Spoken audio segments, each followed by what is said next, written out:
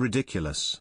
Macron acting like a kid throwing tantrum on UK over migrants crisis accident on Channel.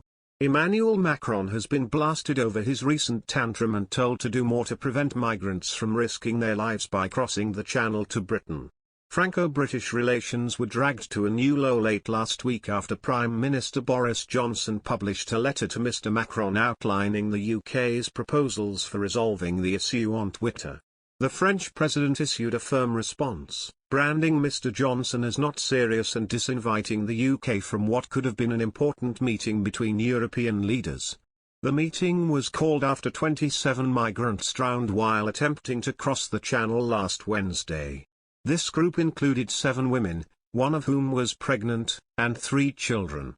Given this context, which makes it more clear than ever that a lot of lives are put at risk by ongoing Channel crossings, Mr Macron has been urged to stop acting like an angry 5-year-old.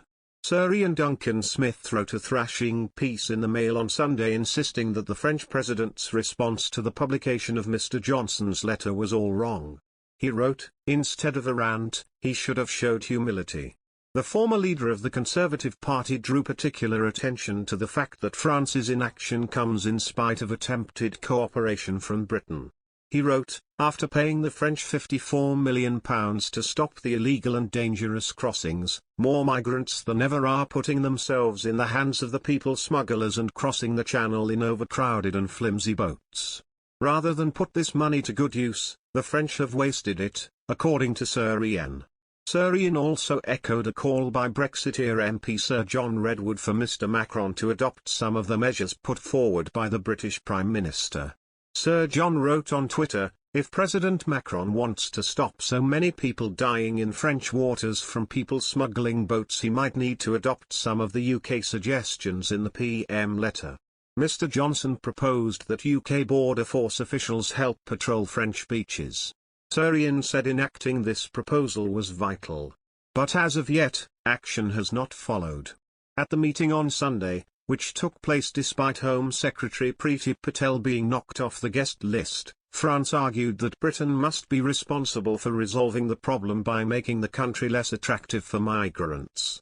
Sir Ian noted that there is a pull factor for migrants travelling to Britain.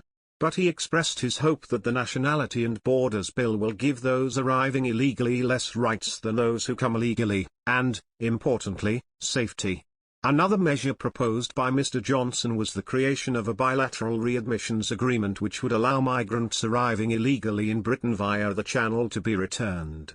French officials have also mocked this point, insisting that it is an attempt to copy the EU's Dublin Agreement on the relocation of asylum seekers, despite Britain having left the bloc. But the BO Group chairman Ben Harris-Quinney has rejected this claim, noting that such agreements should be torn up from a UK point of view and replaced by new treaties which reflect the wishes of the public on immigration. A government source said it appeared to be a positive move after the diplomatic row which erupted following the capsize last week of a migrant boat with the loss of 27 lives.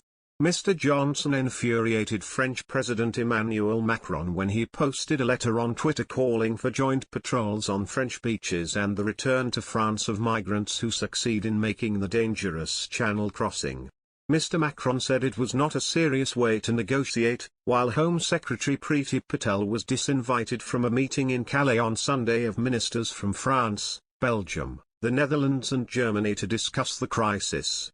The two leaders, already at loggerheads over post-Brexit arrangements, have accused each other of not doing enough to manage migration after 27 people died on Wednesday trying to cross the Channel.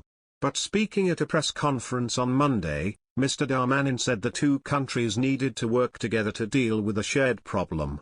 He said, "From the moment there is no more doublespeak, and we can discuss in a serious spirit, and our private exchanges correspond to our public exchanges, the French government is ready to very quickly resume discussions with Great Britain."